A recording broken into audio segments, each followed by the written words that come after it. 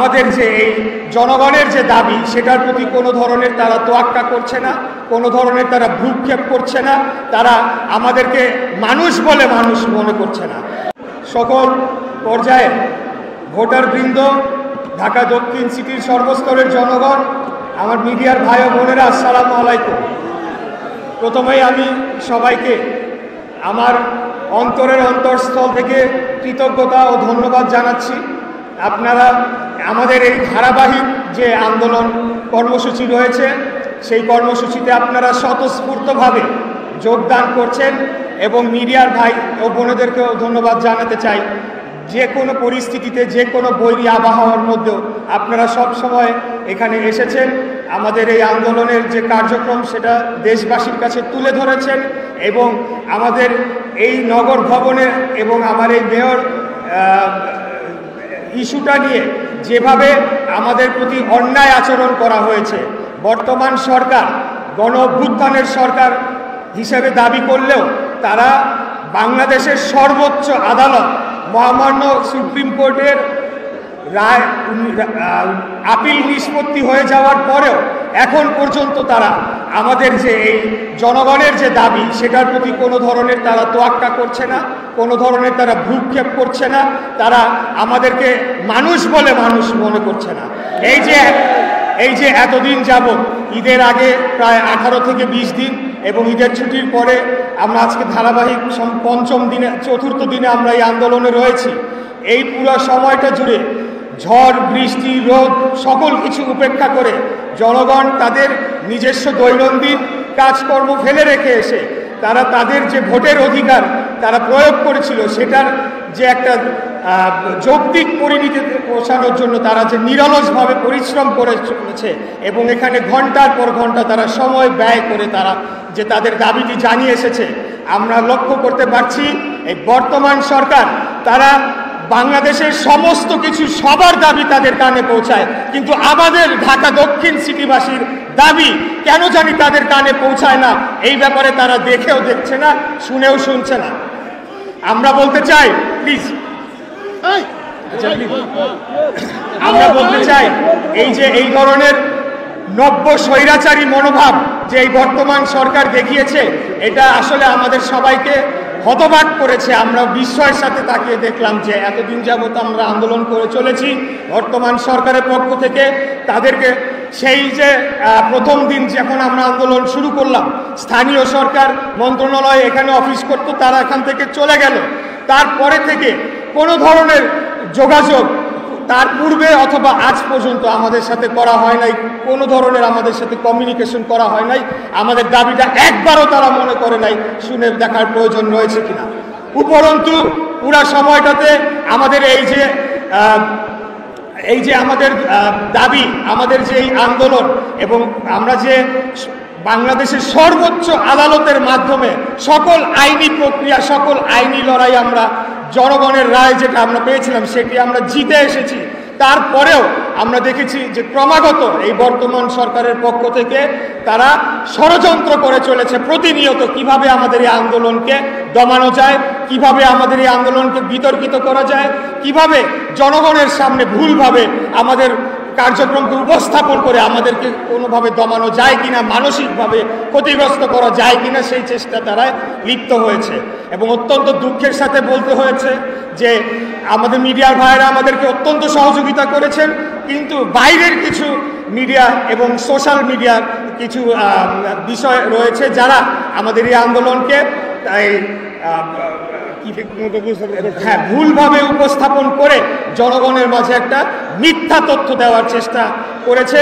এবং বর্তমান যে স্থানীয় সরকার উপদেষ্টা সেও ক্রমাগত মিথ্যাচার করেছে আমাদের এই আন্দোলন নিয়ে। সে বারে বারে বলেছে এখানে আইনি জটিলতা রয়েছে, এখানে সাবজুডিস ম্যাটার রয়েছে এবং অন্যান্য কথা বলেছে। অথচ বাংলাদেশের সর্বোচ্চ আদালত মহামান্য সুপ্রিম কোর্ট থেকে, আপিল বিভাগ থেকে এই জিনিসটা বহু আগে নিষ্পত্তি হয়ে গিয়েছে। তারপরেও যদি সে বলে যে এখানে আইনি জটিলতা রয়েছে, তাহলে আমি বলবো যে এই ধরনের মূর্খ উপদেষ্টা বাংলাদেশের ইতিহাসে কেউ কোনোদিন দেখে না। আপনারা জানেন যে আমি একটু স্পেসিফিক্যালি ক্যাটাগরিক্যালি বলতে চাই এবং আমার বিশেষ করে সাংবাদিক ভাইদের উদ্দেশ্য করে বলতে চাই এবং এখানে সকলে যারা উপস্থিত রয়েছেন এই কথাগুলা জনগণের জানা দরকার, মানুষের জানা দরকার। আপনারা অন্য সকল কিছুর পাশাপাশি এই বক্তব্যটাও আপনারা দয়া করে প্রচার করবেন। একটা আন্দোলন যখন হয়, আন্দোলন মানেই হলো সেখানে সমস্ত কিছু বন্ধ করে দাবি দেওয়ার জন্য অবস্থান করা। আন্দোলনকারীরাই সেই কাজটি করে থাকে যতক্ষণ না পর্যন্ত তাদের দাবি দেওয়া মেনে নেওয়া হয়। এটাই হলো গিয়ে আন্দোলনের ডেফিনিশন। কিন্তু আপনারা লক্ষ্য করবেন, আমরা যেদিন থেকে আন্দোলন শুরু করেছি, আমরা 1 সেকেন্ডের জন্য ঢাকা দক্ষিণ সিটি কর্পোরেশনের কোনো একটি জরুরি সেবা 1 সেকেন্ডের জন্য বন্ধ করা হয় নাই। উপরন্তু আমরাই নিশ্চিত করেছি যাতে এই সেবাগুলো চালু থাকে, এই সেবাগুলো যাতে জনগণের দুর্ভোগের সৃষ্টি না হয়। এর মধ্যে বর্জ্য ব্যবস্থাপনা, টিকাদান কর্মসূচি সহ যে আঞ্চলিক কার্যালয়গুলোতে যে ধরনের জরুরি সেবা দেওয়া হয়ে থাকে, নাগরিক সনদ, সকল কিছু কিন্তু আমরাই বলে রেখেছি যে এটা যাতে জনগণ যাতে এই সেবাটি পেয়ে থাকে। এরপরে যখন আমরা আমাদের আন্দোলন নিয়ে রাজপথে অবস্থান করলাম, তখনও কিন্তু আমাদেরকে একটা মিথ্যা আশ্বাস দেওয়া হয়েছিল যে এই সরকার এই বিষয়টি সুরাহা করবে এবং এই ধরনের একটা আশ্বাস দিয়ে আমাদের সাথে প্রতারণা করে, আপনাদের সাথে যারা আন্দোলন করেছেন দীর্ঘদিন যাবত আপনাদের সাথে প্রতারণা করে।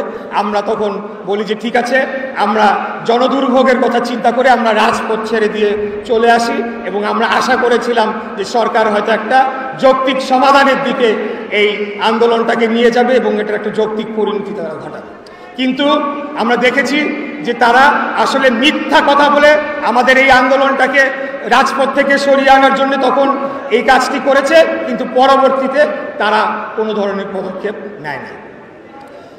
এরপরে ঈদের পরে যখন আমরা আন্দোলনটা আবার পুনরায় শুরু করলাম, আপনারা জানেন যে তার আগে লন্ডনে একটা ঐতিহাসিক বৈঠক হয়েছে বর্তমান অন্তর্বর্তীকালীন সরকারের প্রধান এবং আমাদের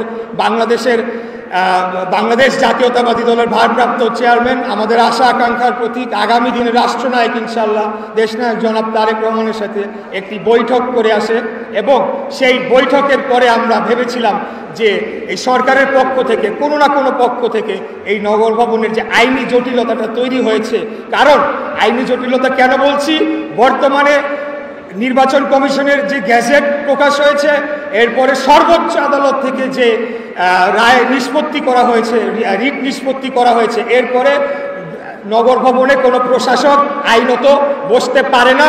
এটা আমারও কথা, এটা আইনজীবীদেরও কথা, এটা জনগণেরও দাবি। কিন্তু আমরা দেখলাম এই যে এতগুলা মানুষ দীর্ঘদিন যাবত আন্দোলন সংগ্রাম করে চলেছি, সরকার কোনো ভ্রুক্ষেপ করছে না, তারা দেখেও না দেখার ভান করছে। উপরন্তু গত 2-3 দিন যাবৎ তারা আমাদের এই আন্দোলনকে ভণ্ডুল করার জন্য নানাবিধ ষড়যন্ত্রে তারা লিপ্ত হয়েছে। এর মধ্যে গত পরশুদিন সন্ধ্যায় আপনাদেরকে বলতে চাই যে বর্তমান যে স্থানীয় সরকার যে উপদেষ্টা রয়েছে আসিফ মাহমুদ, সে সরাসরি ফোন করে আমাদের নগর ভবনের ঊর্ধ্বতন কর্মকর্তাদের নির্দেশ দিয়েছিল যে বর্জ্য ব্যবস্থাপনার জন্য যে গাড়িগুলোকে ব্যবহার করা হয় সেই গাড়িগুলোতে যাতে জ্বালানি বন্ধ করে দেওয়া হয় এবং তার উদ্দেশ্য ছিল যদি বর্জ্য ব্যবস্থাপনা বা বর্জ্য কার্যক্রম সেটাকে বন্ধ করা যায় বা সেটাকে স্থবির করা যায়, সেই দায়টা আমাদের উপরে পরদিন চাপাবে এবং মিথ্যা প্রচারণা মিডিয়ার মাধ্যমে, গণমাধ্যমের মাধ্যমে এবং সোশ্যাল মিডিয়ার মাধ্যমে করে আমাদের এই আন্দোলনটাকে ক্ষতিগ্রস্ত করবে, আমাদের মানসিকভাবে দুর্বল করার চেষ্টা করবে। কিন্তু তাদের এই ষড়যন্ত্র আমরা সফল হতে দেই নাই। আমি খালি এই সরকার এবং উপদেষ্টার উদ্দেশ্যে বলতে চাই, এই জ্বালানি কি আপনাদের বাবার টাকায় কেনা হচ্ছে নাকি? জনগণের ট্যাক্সের টাকায় কেনা এই জ্বালানি বন্ধ করার আপনারা কে? আপনাদের সেই কোনো অধিকার নাই, আপনাদের কোনো জনগণেরও ম্যান্ডেট নাই, আপনারা জীবনে একটা ভোটও কোনোদিনও পান নাই। অতএব আপনাদেরকে একটা বিশেষ পরিস্থিতিতে ছাত্র জনতা রক্তাক্ত গণ অভ্যুত্থানের মাধ্যমে বসানো হয়েছিল যে আপনারা দ্রুততম সময়ে বাংলাদেশে জাতীয় নির্বাচন অনুষ্ঠান করে জনপ্রতিনিধি নির্বাচিত সরকারের কাছে ক্ষমতা হস্তান্তর করে আপনারা প্রস্থান করবেন। কিন্তু আমরা ক্রমাগত দেখতে পাচ্ছি এই সরকারের বিভিন্ন উপদেষ্টারা, বিশেষ করে স্থানীয় সরকার উপদেষ্টা আসিফ মাহমুদ ব্যাপক দুর্নীতি, ব্যাপক লুটপাটে জড়িয়ে পড়েছে।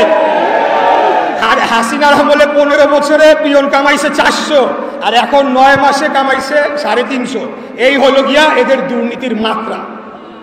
আপনারা জানেন যে এই স্থানীয় সরকার সচিবালয়ে একটি অগ্নিকাণ্ডের ঘটনার পরে স্থানীয় সরকার মন্ত্রণালয় এবং এই উপদেষ্টা নগর ভবনে তারা অফিস করছিল।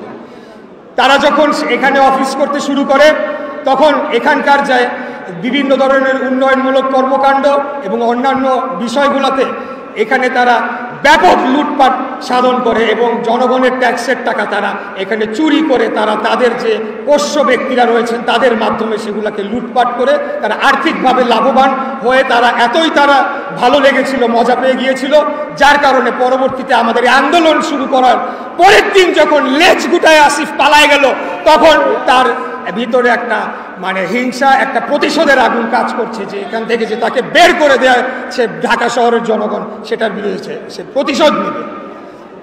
এরপরে আপনারা দেখেছেন যে কি ঘটনা হয়েছে, ওই যে জোনাল অফিসগুলো তারা বলেছে তো যেটা বলছিলাম যে আমাদের এই আন্দোলনকে একটা আন্দোলনকারীরাই কিন্তু সেই জায়গার কার্যক্রম বন্ধ করে রাখে, অথচ আপনারা লক্ষ্য করবেন শুরুর থেকে আমরাই চেয়েছি সকল সেবা যাতে চলমান থাকে, কোনো ধরনের বিঘ্ন না ঘটে।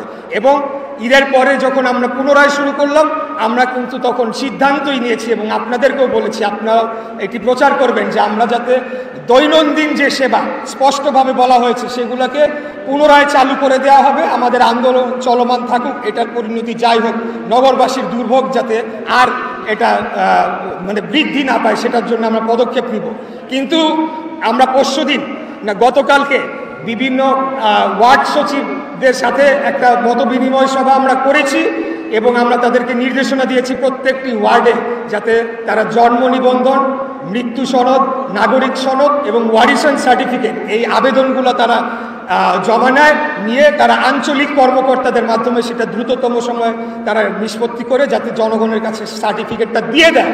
কিন্তু গতকাল আমরা জানতে পেরেছি এই স্থানীয় সরকার উপদেষ্টা এবং এই স্থানীয় সরকার সচিব তারা আঞ্চলিক কর্মকর্তাদেরকে নির্দেশ দিয়েছে তারা যাতে জন্ম নিবন্ধন, মৃত্যু নিবন্ধন, নাগরিক সনদ এখানে যাতে সই না করে। এরকম একটা ন্যাক্কারজনক ভূমিকায় তারা অবতীর্ণ হয়েছে, যেখানে আমরাই সেবা চালু করতে চাচ্ছি তারা সেখান থেকে বসে ফোন করে বলছে যে এগুলোতে যাতে সই না করা হয়, তাহলে কি হবে, জনগণের যদি একটু দুর্ভোগ হয় তখন সেটা তারা সরাসরি আমাদের উপর দায় চাপানোর চেষ্টা করবে। তাই আজকে ওপেন ফিল্ডে আমি আমাদের যারা মিডিয়ার ভাইরা রয়েছে তাদের সামনেই বলতে চাই আপনারা এটা দয়া করে দেশবাসীকে জানাবেন, আমরাই নিশ্চিত করছি যাতে জনগণের সকল সেবা কার্যক্রম অব্যাহত থাকে, এটাকে আরও কিভাবে বৃদ্ধি করা যায়, আর এখানে সরকারের পক্ষ থেকে চেষ্টা করা হচ্ছে কিভাবে এই সেবাগুলোকে বিঘ্ন ঘটিয়ে আমাদের উপর দায় চাপানো যায়। গতকালকে একটা রাতের বেলা হঠাৎ করে দেখলাম বিবিসিতে একটা সংবাদ প্রকাশ হয়েছে, এই আসিফ মাহমুদ বলছে যে কি জানি বলছে ফৌজদারি যদি ফৌজদারি অপরাধ করে থাকি তাহলে কেন আপনারা তো সরকারে, কেন আইন শৃঙ্খলা বাহিনীর কাছে আপনারা যে আমার বিরুদ্ধে অভিযোগ দায়ের করছেন না, কেন আইন শৃঙ্খলা রক্ষাকারী বাহিনীকে নির্দেশ দিচ্ছেন না আমাকে গ্রেফতার করে নিয়ে যাও? আমরা এসব ভয় পাই না।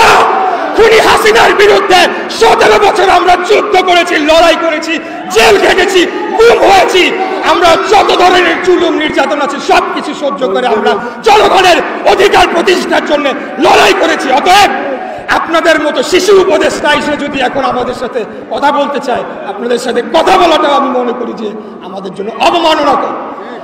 আজকে এই যা কিছু হচ্ছে সকল কিছুর জন্য এই বর্তমান সরকারকেই দায়ী করতে হবে এবং এই সরকার এই ধরনের লোকজনদেরকে দিয়ে কথা বলাচ্ছে, তারা আমাদেরকে হেয় প্রতিপন্ন খাটো করার চেষ্টা করছে। এর বাইরে আমরা দেখেছি একটা নতুন খবর আজকে প্রকাশ পেয়েছে, গাজীপুর সিটি কর্পোরেশনে বদলির জন্য 20 কোটি টাকা নিয়েছেন উপদেষ্টা আসিফ মাহমুদ, এই সংবাদটি প্রচার হয়েছে।